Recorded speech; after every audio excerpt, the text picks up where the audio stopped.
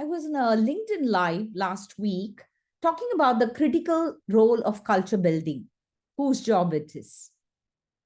And we talked about the consequences of a corporate culture in which managers fail to take responsibility and encourage toxic behaviors. Patricia Salume found out about this very early in her career.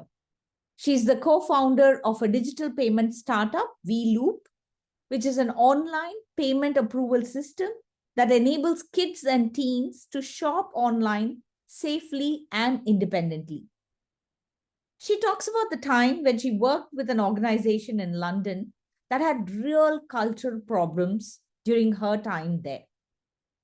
She says staff were not allowed to disagree with the senior managers, and we were micromanaged by one in particular who insisted on approving all our day-to-day decisions.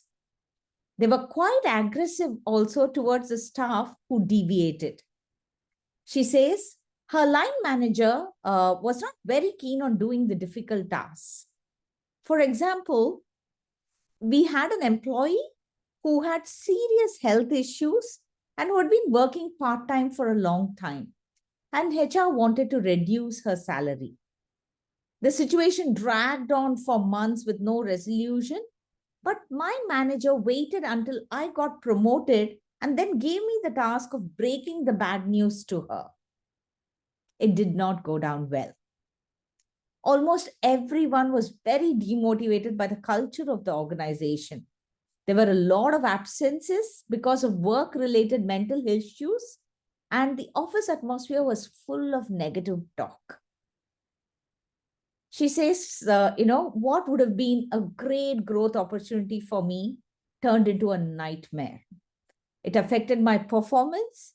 And when I talked to my line manager about it and said, I'm really concerned about this, his response was to blame me with not being able to communicate better with the senior leaders. I knew from my previous experiences that it was not true, but it did knock my confidence. She says that she eventually left the organization, and as a result, she's extremely aware of the importance of organizational culture and how we interact with staff. How it made her feel in the previous organization was at the forefront of her mind when it came to cultivating her own company culture.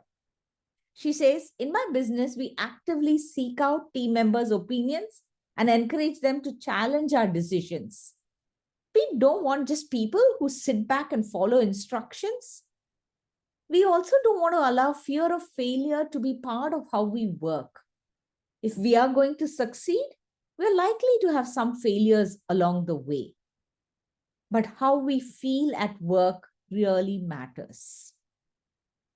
What an important lesson, and what a positive way of taking something bad that she learned from a bad workplace and ensuring that her workplace was not that.